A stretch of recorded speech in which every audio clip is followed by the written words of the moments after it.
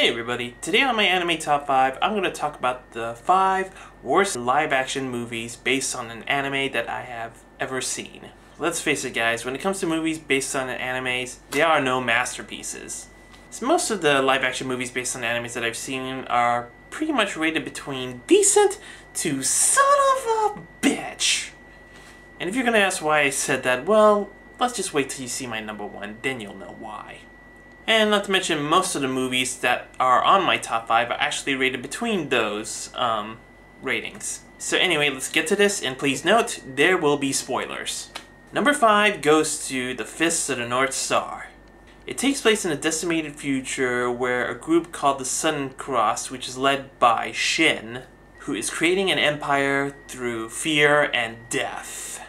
And the only one who can stop them is Kenshiro, the man known with the 7 marks and also known as the Fist of the North Star. Now I have to say, I went to look back at this movie and I have to admit that it was pretty decent. I mean, for one thing, the story is very close to the anime, for one thing. The fight scenes were nicely choreographed, and the film's apocalyptic atmosphere was very impressive. So what makes this film so bad to be on the top 5? Well, 2 things. 1, really bad acting. I mean, almost every single actor in this film was just awful, especially Gary Daniels, who plays Kenshiro. I mean, his performance was just laughable, but at least it wasn't as worse as Sean Penn's brother, Chris Penn, who plays Jackal, who I have to say, his acting is just like something that came out of a toilet seat. It's that bad.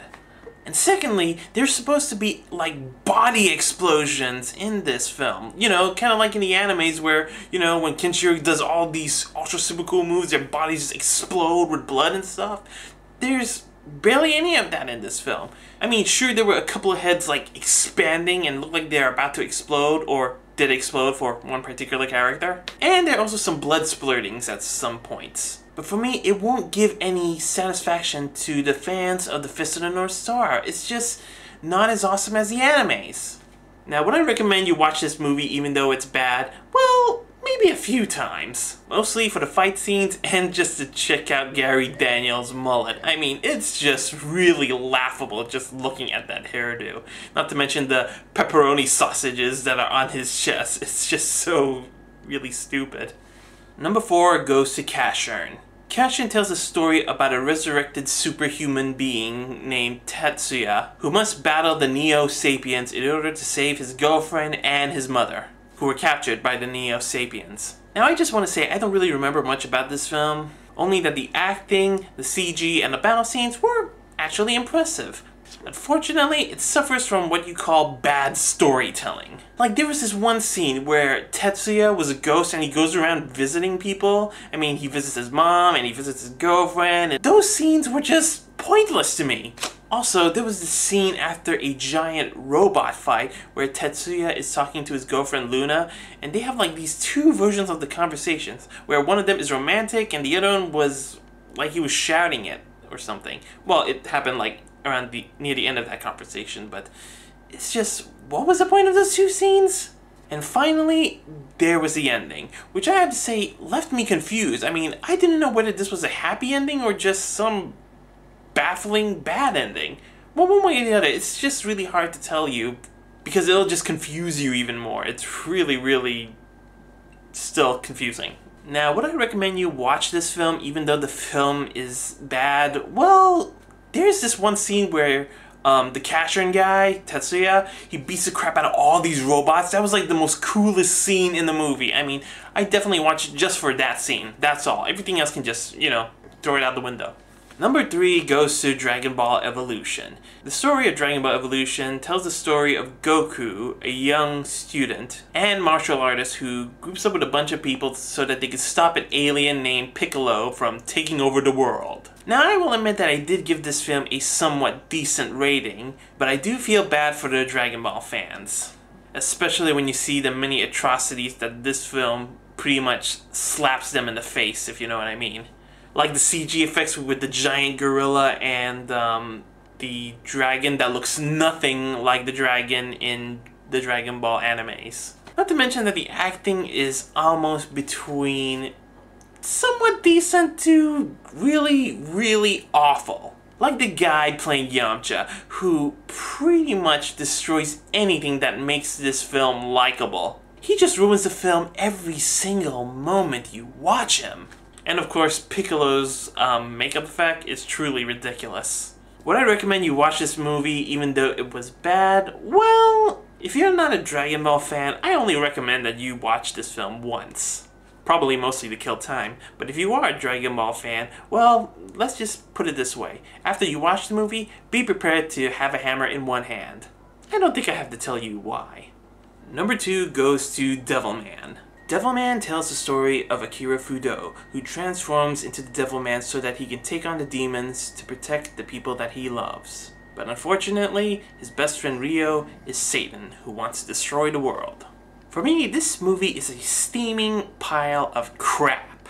For one thing, the computer graphics of Devilman and all the other monsters are just so horrible. Not to mention hideous, especially when you see them go into battle, which is like worst battle scenes in a CG movie ever. But if you think that's bad, wait till you see Akira in his half-demon form, which is like the worst monster makeup effects that I have ever seen. And the actors who play the main characters, Akira and Ryo, there are two pretty boys who have to take their prettiness away from this movie because they just suck the life out of it. Would I recommend you watch this movie even though it's bad? Hell no. I mean, it's just awful. I mean, even if you're a fan of Devilman or not, I wouldn't really recommend this film. I mean, you guys are just better off sticking to the animes. Those were actually awesome. And my number 1 worst live-action movie based on an anime is... oh boy. Guyver Mutronics, or the first Guyver movie. The story tells about a young rookie martial artist named Sean who finds the Guyver unit and transforms into this bio-booster armor superhero who has to save his girlfriend Mizuki and take down the Kronos Corporation, who also want the Guyver unit to take over the world.